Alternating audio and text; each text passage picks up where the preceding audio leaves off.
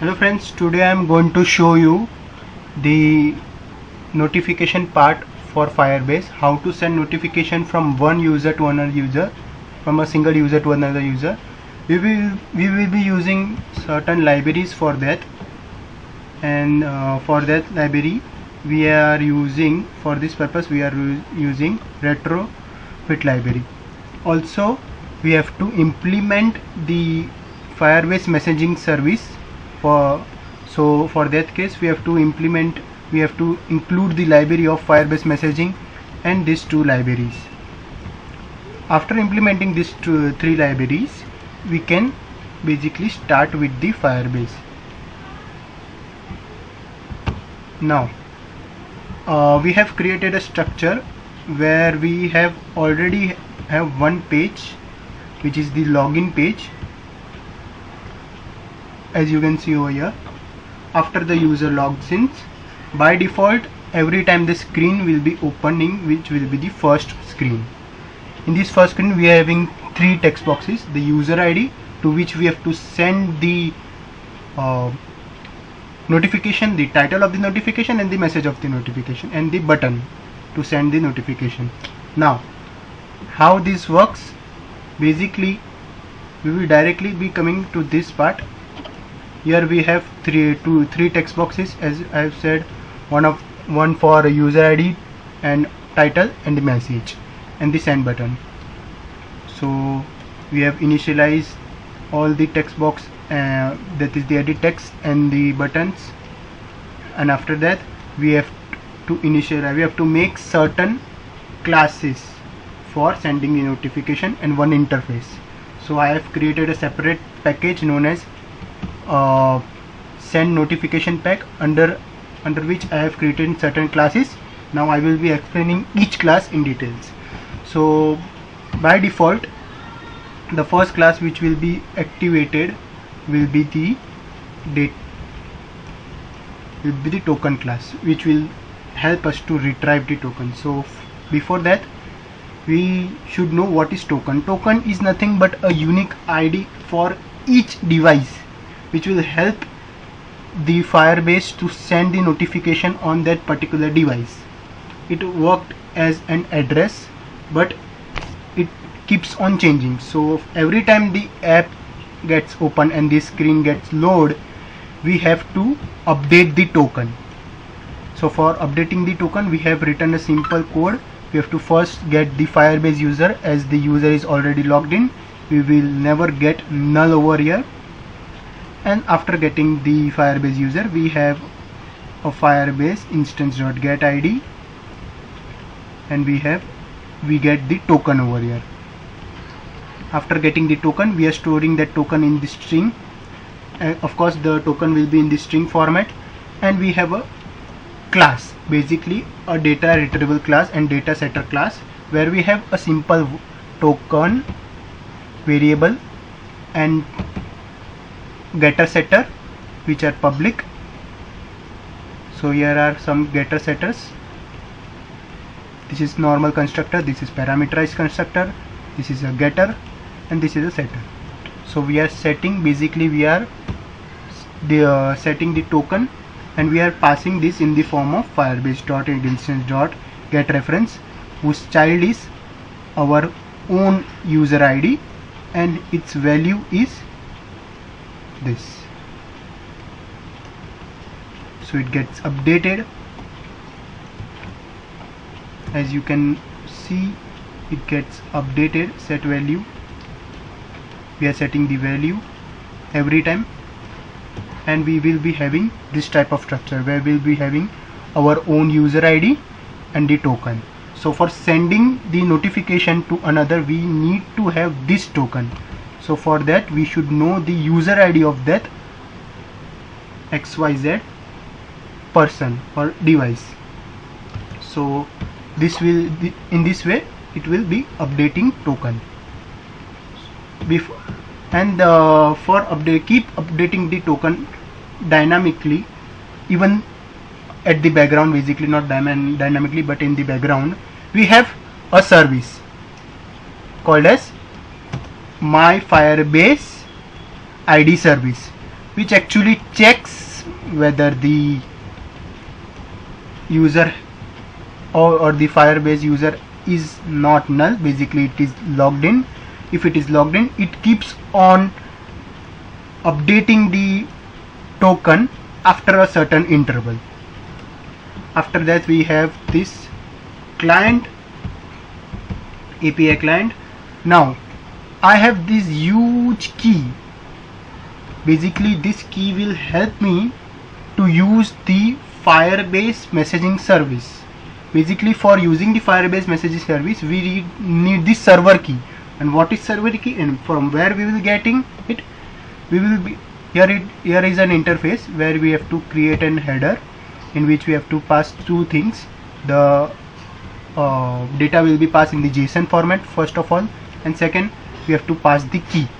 And what is the key and from where we will getting it? We will getting it from here. This is the Firebase console. In the settings we have user and permission settings. We have this cloud messaging. Click on cloud messaging. We will be having server key. This is our server key. You have to just copy it and we have to just paste it. And the syntax is the authorization and server keys, and the whole server key is passed. After that we have to show the send the notification. For sending the notification we are calling the class of retrofit, call class of retrofit library, and our my response. My response is consisting of a single variable which is an integer variable which will be actually storing the result, if it is success or not. If it is not if it is successful it will be storing a positive number, if not successful it will be storing a negative number. So now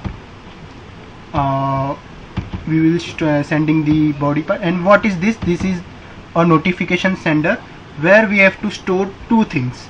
Body part, basically a object which is nothing but a body. Body will be consisting of two things. Therefore notification center will be consisting of two things, data and toString. Two is nothing but the user token, the token which we need to pass for sending the notification. And what is data? Data is nothing but a collection of various variables or various fields.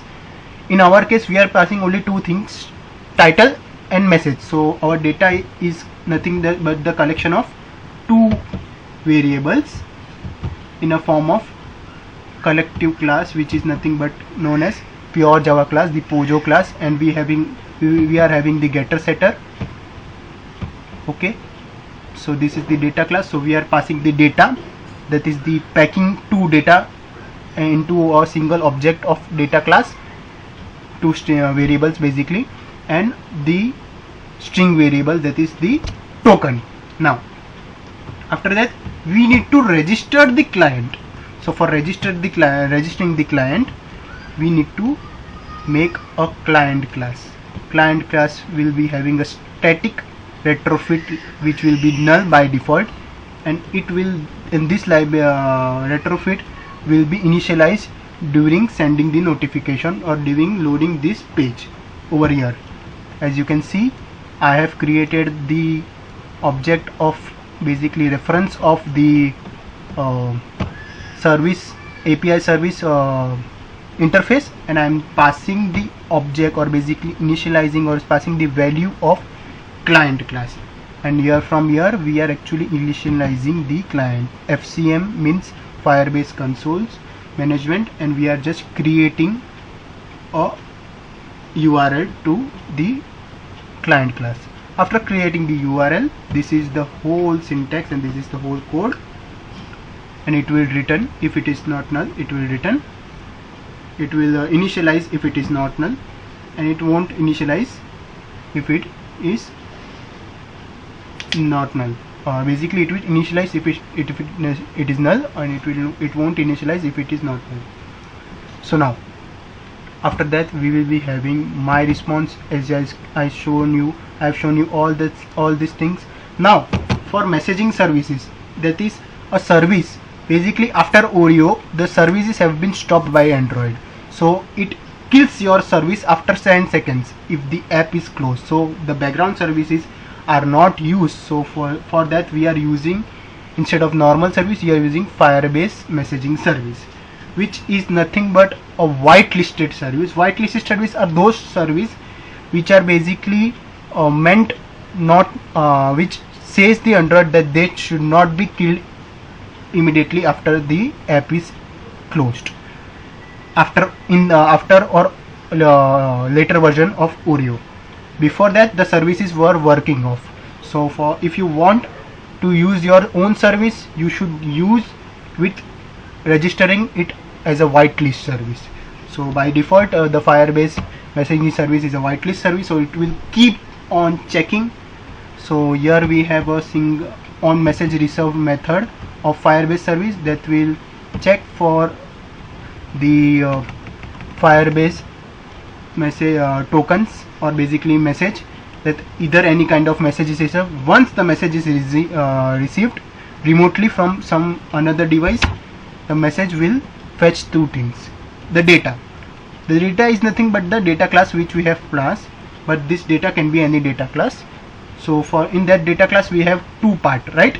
The which is here the string, the title and the message. So we are just passing this title and message over here in the parameter, and we are storing it in a string variable. Once we have stored in the string variable, we have created a simple notification which has a title and which has a message, which we will be getting from the data, and it will be shown on the screen.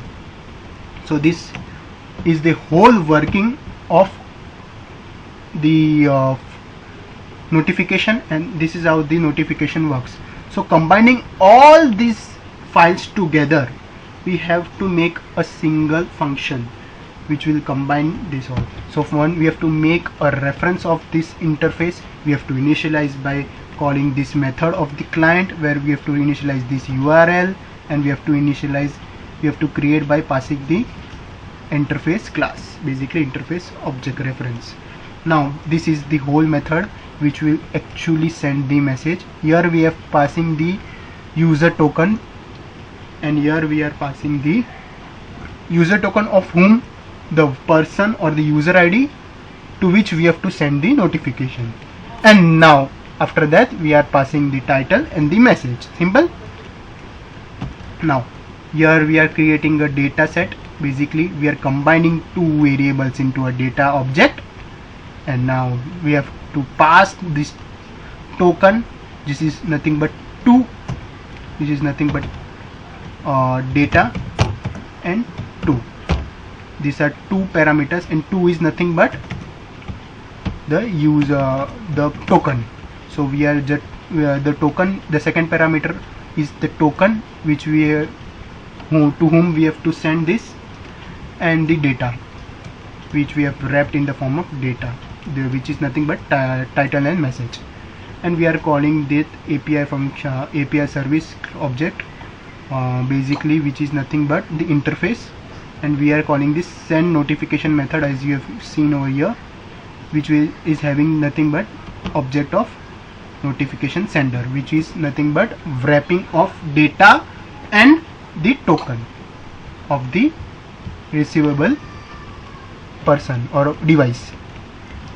Here it will be sending, if the user code is 0, then it is sent from this device, and after that if it is not equal to 1, then it is failed. Basically it's not equal to 1 means the success should return the number 1. If not, then it is not successful, then it will show the error. But in 90% cases, if the internet is proper, it will always sends the notification. Okay, so let us run this code, and it's syncing, and for now we just get over here.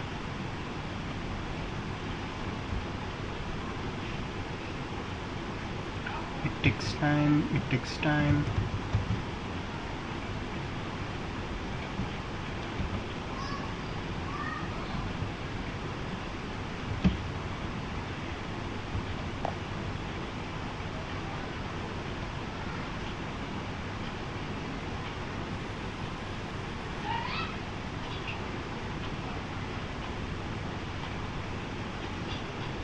So I have two devices over here.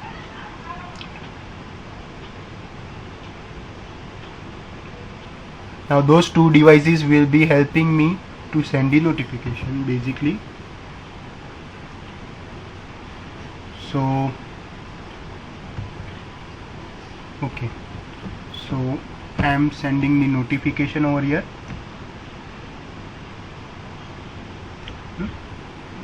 So this device